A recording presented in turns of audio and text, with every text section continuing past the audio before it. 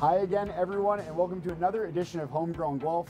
Today, I am joined by the Director of Beer and Beverages at the Carcoal Group, Jen Tamse. Jen, it's been a unique 18 months for just about everyone in the world, but even more so in the food and beverage industry. What have you guys been able to do? What's been your recipe for success to continue to get those clients coming back time and time again? Oh my gosh. Well, I think like all licensees in the industry, we had to pivot and adapt in ways that we never thought we would have to do. The AGCO, which is the Alcohol and Gaming Commission of Ontario, made some pretty swift and sweeping legislative changes that were frankly historic. Like, first time ever that we could sell beer to go. We could sell growlers to go. We could do pre-mixed cocktails to go. So those sorts of changes allowed us to curate these really fun bottle shop spaces and come up with retail pricing for beer, wine, and spirits that you can't get at the LCBO. We were able to work much more closely with Ontario craft brewers to serve those beers and have guests come in and build six-packs to go. And then we made a little online retail shop so that you can buy them ahead of time and have a curbside contactless pickup option.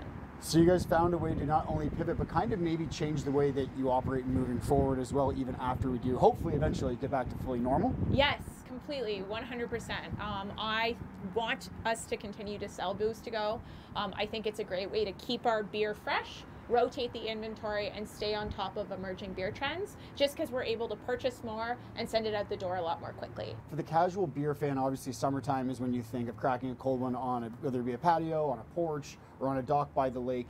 But nowadays beer is a everyday kind of beverage, and it seems to be ever changing, and the palates are always looking for something new. What kind of trends are you guys seeing in the beer industry as we head into the winter months? Oh my gosh, so many exciting ones. I think, a really big focus is on big, strong, bold flavors. So we're seeing brewers make pastry stouts, which I can get into a little bit, hazy double IPAs and triple IPAs. So really, really strong IPAs that are focused on late addition hops for these beautiful kind of tropical fruit aromatics.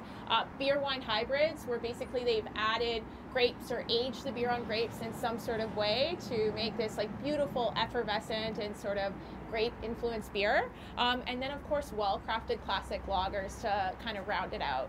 People still want something that they can recognize, that's easy drinking, that cleanses the palate maybe after having all these crazy beers, and a really well-crafted lager made by your local brewery is a great go-to. Yeah, everyone loves a good local buy. Now, Yeah. with so many different restaurants in the Carcoal Group, how do you guys determine as a marketing team how to kind of decide which beer or anything, whether it be a beer wine blend, be featured at a certain location or a certain restaurant based on the atmosphere or the menu? I mean, I think really generally it's all about playing to your strengths and not trying to focus on too much all at once. So at a place like Beertown, we have a full-time menu with a rotational bottle list and draft list that allows us to continually purchase new things and play into beer trends specifically, while still offering some really great cocktails.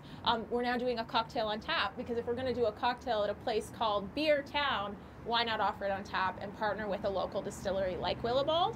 But a place like Bauer Kitchen, where we focus on brown booze and spirits and a wine program, we've really tried to play to our strengths there and go the extra mile and not be afraid to innovate and try things new, and not be gatekeepers. Make sure that we still have some consistent go-to offerings for guests while pushing the envelope in the areas that those restaurants are known best for. And you mentioned pastry stouts a couple minutes ago. I did. Can you explain or elaborate a little bit more on what a pastry stout would entail? Oh, yes, because I'm so excited about pastry stouts. So to be clear, for the listeners, it is a unofficial beer style / term, so it's not something that is recognized by the Beer Judge Certification Program, but it is an adopted term that a lot of breweries have come to a consensus on. So it's essentially where a brewer is trying to brew a stout or a porter, so say something like Guinness, for those who don't know what that is, but they brew it to be intentionally sweet, and look to additional ingredients that you might find at your local bakery, like cocoa nibs, single origin coffee, double stuffed Oreos, Black Forest cake, and then they add those directly to the brew, so that you get those flavors in the beer. So it's a whole new spectrum of flavors and kinds of beer that we're just tapping into, I guess. Oh, completely. And that's the great thing about the craft beer community, is that beer styles are still evolving. Brewers are continuing to adapt and try new things. And there's not a lot of rules when it comes to what they're allowed to put in beer. So they just keep adding stuff and seeing if it works. Yeah, throwing it at the wall and see what sticks. Yeah. Now, in terms of here at Beertown, what kind of food and beer pairings do you guys tend to push, or at least recommend, when it comes to these pastry stouts or any sort of new age beverage that you guys are trying to push? Oh, totally. Our food program at Beertown is homemade. We do try to source a lot of work with local suppliers, just like we do with local breweries. And really, when it comes to beer and food pairings, there's not a ton of rules, except that we try to match intensity of flavor with intensity of flavor. So, for example, if we're going to feature a pastry stout, that's not something we're going to pair with a salmon salad, right?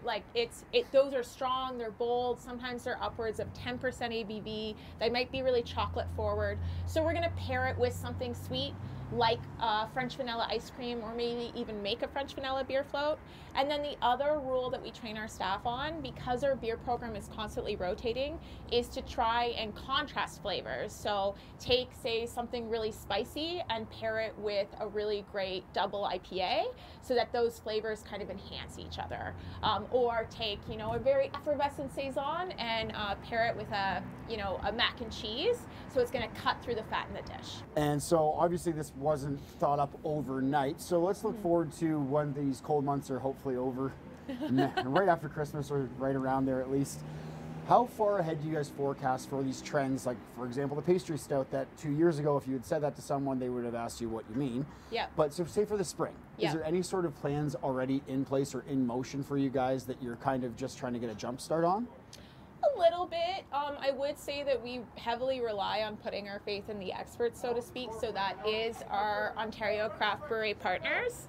So I'm kind of looking to them. I mean, I think some of the trends we saw this summer that just started to emerge are going to come back.